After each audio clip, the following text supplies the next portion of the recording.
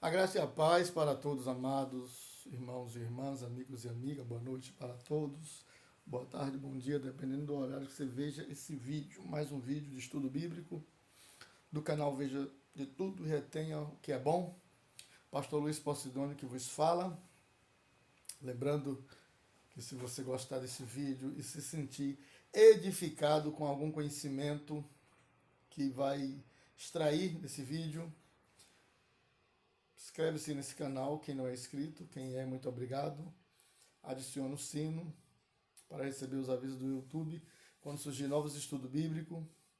Dá um joinha, deixa um comentário na descrição abaixo do vídeo, compartilhe o link desse vídeo com seus familiares e amigos, estando assim também abençoando outras vidas, ok? Vamos lá, estamos então no estudo bíblico sobre o tema noivado, um passo para o casamento. Noivado, um passo para o casamento. Sabemos que pouco se tem estudo sobre namoro, sobre noivado, mas esse é um tema muito importante. Noivado, um ato muito importante. Vamos lá então. Deixa eu dar uma pausa aqui. Vamos lá então. Noivado, um ato muito importante. Mas o que é um noivado? O noivado é um importante passo que um casal de namorado pode dar para ficar no caminho certo, cumprindo as ordens cerimoniais. Este é o noivado, é uma definição bíblica da palavra noivado, né? Pergunta retórica, está perguntando o que é, e está aí a definição do que é. Vamos lá então. Dá uma pausa aqui. Vamos lá. O período de noivado até o casamento serve para que o homem e a mulher se preparem para seres um do outro toda a sua vida. Também são os meses, o noivado são os meses em que são planejados todos os detalhes para a cerimônia, para a festa de... Deixa eu baixar, se eu diminuir o vídeo aqui. Para a festa de casamento e para a consolidação de sonhos. Aqui está falando sobre a questão do período de noivado, que leva meses, dependendo até anos, né? Qual o objetivo do período de um noivado? Até que chegue o casamento. Serve para que o homem e a mulher se preparem para serem um do outro por todas as suas vidas, né? Também serve para que eles tenham um bom planejamento detalhado, né? Para a cerimônia, para a festa de casamento e para a consolidação dos sonhos. Esse seria então mais um objetivo do noivado. Vamos lá. Bem sabemos que o namoro, em termos de compromisso formal, é um tanto vago, já que este nome, namoro, não é encontrado na Bíblia, diferente do noivado, que é citado em vários trechos bíblicos. A palavra namoro não encontramos na Bíblia, já a palavra noivado encontramos. Vamos lá. Um momento único do casal. Após o pedido realizado para os pais da noiva, é marcado a data para a celebração da cerimônia, podendo ser em casa, casamento, né? Em um salão ou na própria igreja, no culto, onde estarão os familiares, amigos do noivo ou amigos do casal. Então, um momento único do casal. O noivado é um momento único do casal. O casamento também é um momento único, deveria ser, do casal, né? Até a morte separar, até Cristo vir buscar. Os principais motivos dessa cerimônia ser tão importante é porque o noivado firma as promessas do namoro diante de Deus e da igreja, da sociedade, e evita a irresponsabilidade por parte de ambas as partes envolvidas no relacionamento e estabelece um limite entre o casal de respeitar a pureza um do outro. Esse é o objetivo do noivado, né? Continuando, o que é o noivado? Mais uma pergunta retórica. O que é o noivado? É um tempo de preparação. Dá uma pausa aqui, talvez o tempo não dê. O que é o noivado? É um tempo de preparação para a união definitiva do casamento de um homem com uma mulher. Vamos lá. As palavras noivo e noiva, achadas muitas vezes nas escrituras, refere-se aos casais desposado, grava essa palavra, desposado, que era na cultura dos judeus o estado antes do casamento, semelhante ao noivado da nossa cultura. Isso está em Isaías, capítulo, o número 62, verso 5.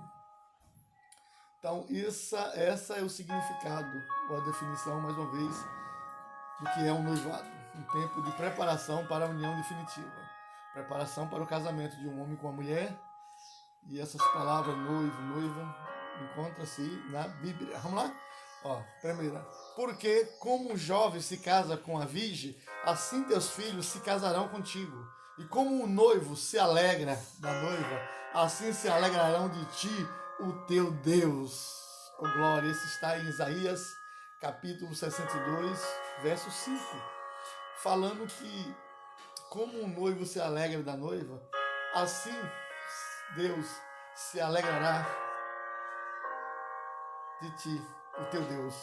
Assim Deus se alegra de um homem, de uma mulher, de uma igreja que faz a vontade dele, semelhantemente como um noivo se alegra da sua noiva.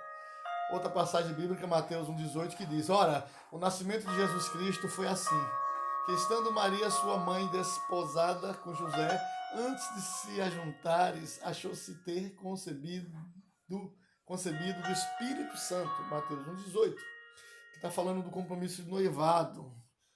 Maria estava desposada de José, ou seja, estava noiva. E o noivado judaico tem o mesmo peso de um casamento, é um pré-casamento, noivado.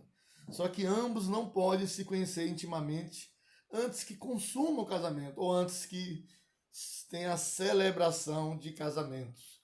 Alguma celebração demorava 7 dias, e na lei de Moisés, quando o homem era uma figura pública, era um soldado do exército, independente da função que exercia no exército, ele ficava um ano inteiro licenciado, afastado do serviço, das suas funções públicas. Um ano inteiro para poder dar atenção à sua noiva, com relação a dar o melhor, a construir a casa, né, preparar a casa, aumentar a casa e dar atenção e carinho para ela. Isso é na cultura de Israel. Mas vamos lá, para mais uma passagem bíblica.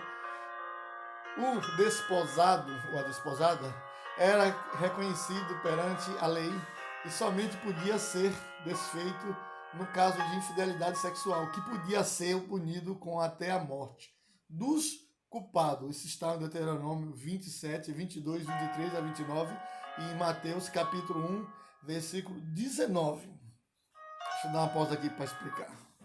Quando uma mulher estava desposada com um marido, desposada, pré-casada, pré-casamento, mas ainda não consumou o casamento, ainda não teve a celebração, para só então ter a sonhada e desejada lua de mel. Então, e o marido soubesse que aquela mulher que ele a desposou e casou, quando ele, no momento da lua de mel, na intimidade, ele percebesse que aquela mulher não era virgem, o que é que ia acontecer? Ele automaticamente percebia que ela tinha cometido supostamente uma infidelidade conjugal ou um ato de desonestidade. Disse que era pura virgem e não era. No ato da intimidade, os maridos descobriam quando a mulher não era virgem através de um sinal, uma técnica que era ensinada de cultura para cultura, como o lençol branco sujo. Quando o lençol era sujo, sangrava, no período da intimidade, ali era a prova maior, verídica, que a mulher era pura, que a mulher era virgem, e ali aquele homem poderia permanecer com a mulher tranquilamente, que ela foi sincera em suas palavras. Quando no ato da intimidade não sujava-se o lençol, o lenço, né, o lençol mesmo, branco, alvo, então ele entendeu que ela enganou, usou de má fé com ele, disse que era pura sem ser, ou cometeu alguma infidelidade conjugal. No caso da infidelidade conjugal, dela noiva com o rapaz e ter traído ele, se tivesse duas testemunhas, provas concretas, verídicas, ela seria apredejada, porque além de ser imoralidade sexual, né, infidelidade, seria adultério e era punido com morte. Mas quando a pessoa, quando a moça, ela não era virgem, mas não tinha prova que ela cometeu infidelidade conjugal contra o rapaz, simplesmente só cometeu o engano, é considerado também como ele teve o ato, né, de intimidade com ela e não sangrou, não sujou o lençol, então é considerado como impura, como porneia, sim, uma prostituta, porque ela mentiu para ele, já tinha tido caso com alguém. Mas nesse caso, sem ter testemunha e prova, só a prova do lenço não levava ela à morte, porque poderia ter acontecido vários casos. Lá no Israel tinha um caso de estupro, onde as mulheres, muitas eram estrupadas e ameaçadas pelas pessoas que a estruparam, não contavam. E aí tinha certas punições, né, algumas a morte, mas a outras não tinha punição de morte porque foi um ato indesejado. Ela não desejou, ela foi violentada. Que o correto era a moça gritar para ver se alguém ouvisse e socorresse ela. Se ela gritasse e ninguém ouvisse, ou se ela disse que gritou, mas ninguém ouviu, estava num lugar deserto, ela não era predejada, mas o rapaz que a estrupou era forçado a casar com ela. Então, o que é que na cultura judaica? Então, o que é que acontece? Quando o marido descobrisse que ela não era pura, que ela não sujou lenço, né? Então ela não era virgem, ele fazia o que? Ele repudiava, largava de lado, o casamento automaticamente era anulado, ele podia casar com quem ele quisesse, mas ela não podia casar com ninguém. E foi a única exceção que Jesus abriu em Mateus 19 para repudiar sua mulher, não é divorciar, repudiá-la, ou seja, rejeitar, afastar, expulsar ela, rejeitar ela, sem que ela possa receber o dote que os pais deram ao noivo, sem que ela possa receber o direito de casar novamente. Quando notava-se que houve infidelidade conjugal, porneia, prostituição ou imoralidade sexual, ou seja, que ela não era virgem, então alguém a conheceu e o noivo casou enganado, então ele automaticamente era livre, o casamento era anulado, ele casava de novo e ela ficava no esquecimento, né, ou em algumas terras dele ou na casa dos pais, mas sem poder casar com ninguém, senão seria apredejado. A lei era dura, era severa. Mas vamos lá continuar o estudo. Se eu pegar aqui, peraí. Vamos lá. Antes de um casal decidir noivar, cada um tem a oportunidade de observar se está disposto a uma vida de entrega, de renúncia e de dedicação ao outro. Precisa saber se essas características já estão presentes ou se, ao contrário, as motivações para o casamento são egoístas e autocêntricas, em que cada um apenas busca os seus próprios interesses. É necessário atentar para esses aspectos. É necessário atentar para esse aspecto. Desligar o Wi-Fi que está atrapalhando aqui. É necessário atentar para esse aspecto. Amém? Entende? Vamos prosseguir então aqui. Então, antes de casar, antes de um casal decidir noivar, para depois casar, tem que ter a oportunidade de observar bem, né, um ao outro, né? Tem que estar disposto a uma vida de entrega, né? De renúncia e de dedicação, um para com o outro, né? Precisa saber se essas características estão presentes na vida de ambos, ou se, ao contrário, as motivações para esse tal casamento são egoístas, autocêntricas, em que cada um apenas busca os seus próprios interesses. Isso acontece muito na vida real.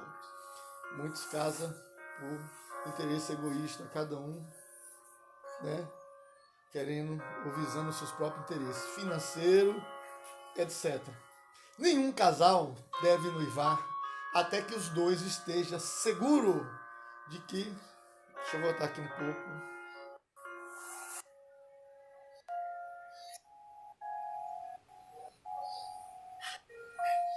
Aleluia. Passou aqui um pouquinho, mas vamos chegar lá. Aqui. Nenhum casal deve noivar até que os dois estejam seguros de que seu propósito é permanente. Nenhum casal deve noivar até que os dois estejam seguros de que o seu propósito é permanente, de que eles estão conscientes que é isso mesmo que eles querem. O tempo do desposado, do noivado, durava mais ou menos um ano, 12 meses, o que eu disse. E durante esse tempo, o rapaz era dispensado do serviço militar, Deuteronômio 27, que eu falei, né? E o casal podia arrumar sua morada futura, e geralmente a noiva fazia a sua veste nupcial. O noivado é metade do caminho entre o namoro e o casamento. Que é o noivado, qual a duração do noivado? Ele está entre metade do caminho, entre o namoro e o casamento. Ou seja, depois do namoro tem o noivado. Depois do namoro tem-se o noivado, ok? Depois do noivado, o casamento.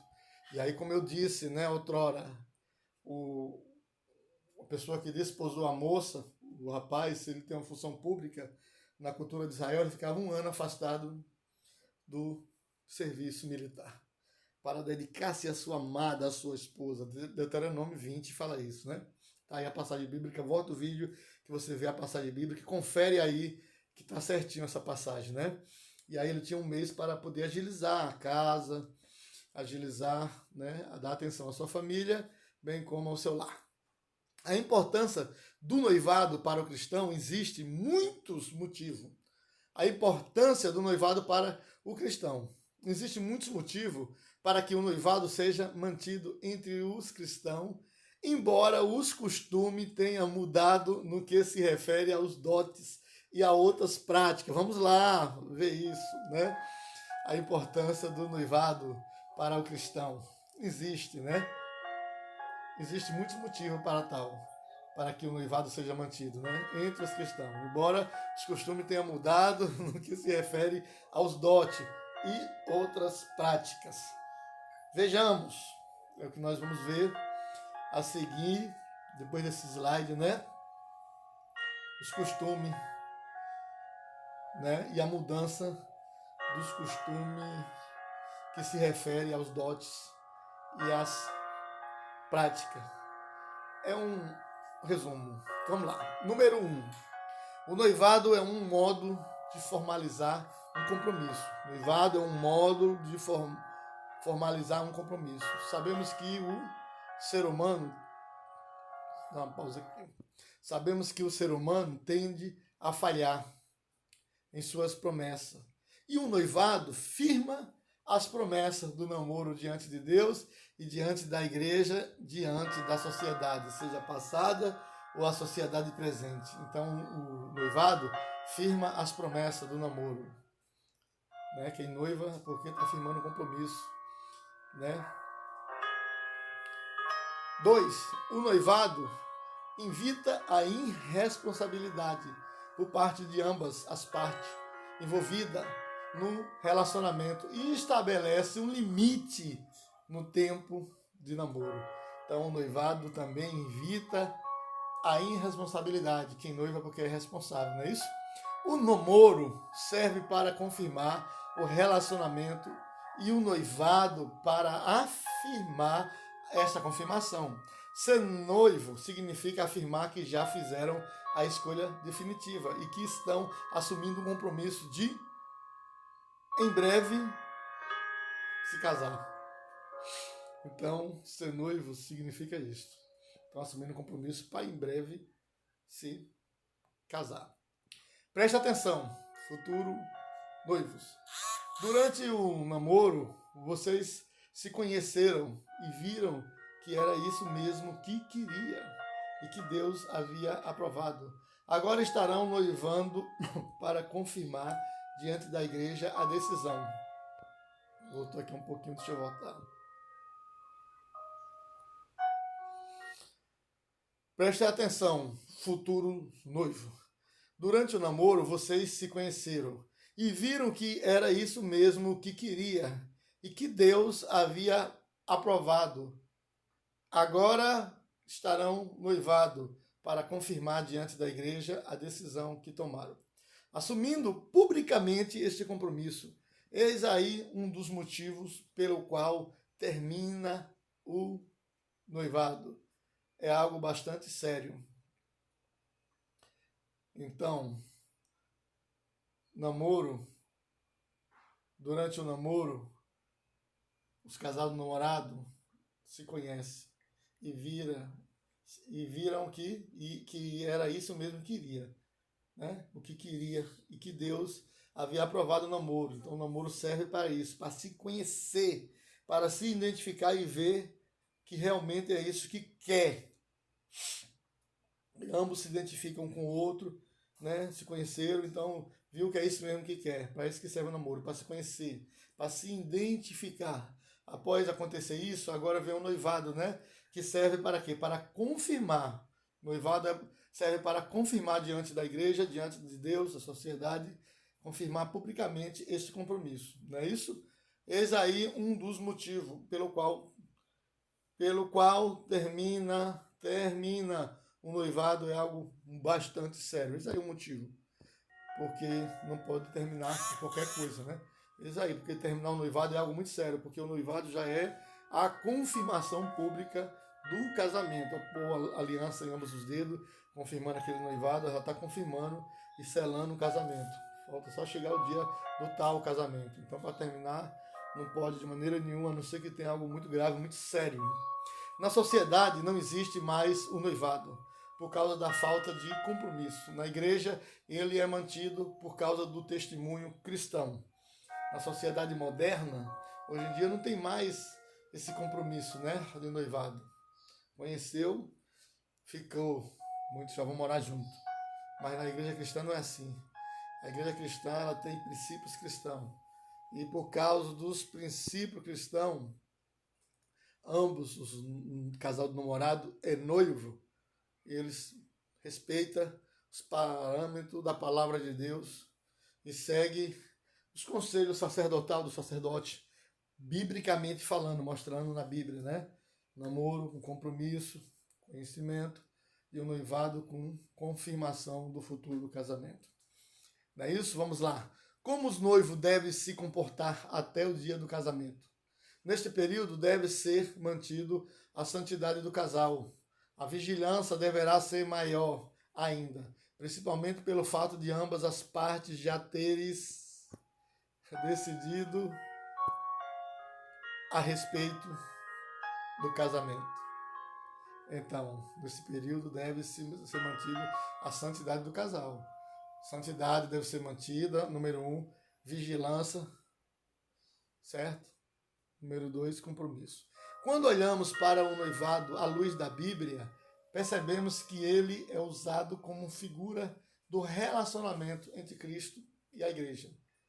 Vê todo o livro de Cantares, exemplo, né? Cantares capítulo 4, número 4, verso 8 ao verso 12.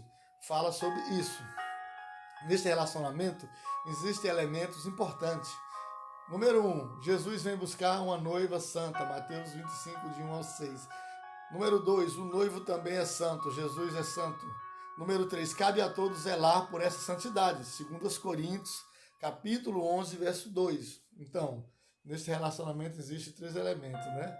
Número 1, Jesus vem buscar uma noiva santa. Número 2, o noivo também é santo, que é Jesus. Número 3, segue-se aí na tela, bota o vídeo, fique à vontade. Porque estou zeloso de vós, com zelo de Deus, porque vós tenho preparado para que vos apresentais, para vos apresentar como uma virgem pura a um marido, a saber, a Cristo. 2 Coríntios, capítulo 11, verso 2. Então fala da figura de quem simboliza o casal de noivos. Simboliza Cristo e a igreja. Cristo é o noivo e a igreja é a noiva. Os pais zelam pela santidade dos filhos, não permitindo certas atitudes. O pastor zela pela santidade da igreja. Jesus não abandonará a sua noiva. Voltou. Deixa eu voltar aqui. Pera ainda. Aí. Aqui nós temos a passagem, né? Já foi lida. Essa parte aqui que foi muito rápida aqui o slide. Deixa eu dar uma paradinha, vamos lá, repetir. Os pais zelam pela santidade dos filhos, não permitindo certas atitudes. O pastor zela pela santidade da igreja. Jesus não abandonará a sua noiva. Cristo virá nos buscar. Assim, os noivos devem honrar o seu compromisso. Então aqui fala sobre a importância do verdadeiro pai em zelar pela santidade do filho e falando que Jesus, nosso noivo, o noivo da igreja, jamais abandona a sua noiva, que é a igreja, né? E virá nos buscar. Assim o noivo deve ter esse pensamento de cuidar das suas noivas. Vamos lá? Regozijemo-nos e alegremos-nos e demos-lhe glória, porque vindas são as bodas do Cordeiro e já a sua esposa se aprontou. Apocalipse, capítulo 19, verso 7. Outras passagens bíblicas aqui, Isaías, volta o vídeo, veja lá outras passagens bíblicas maravilhosas. Vou dar uma pausa aqui, o slide aqui tá rápido.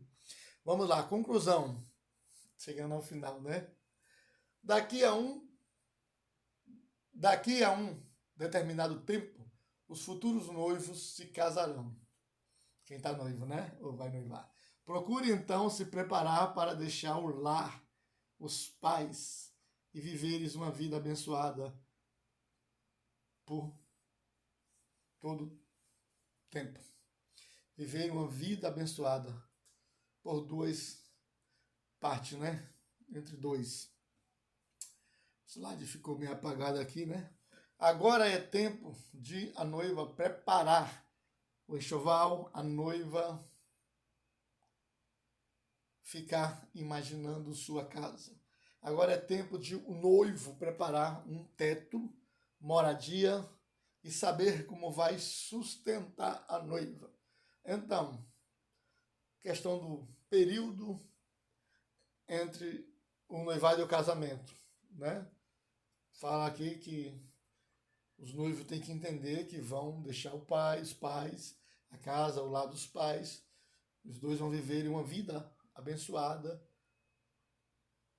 por lutares, os dois em união, os dois lutares juntos, né? Como uma só carne, lutares pela felicidade ou a permanência da felicidade em seu lar. A Bíblia diz: deixará pai e mãe, ambos as partes, noivo e noiva, deixará pai e mãe e unirá entre si, os dois irão se unir e serão uma só carne.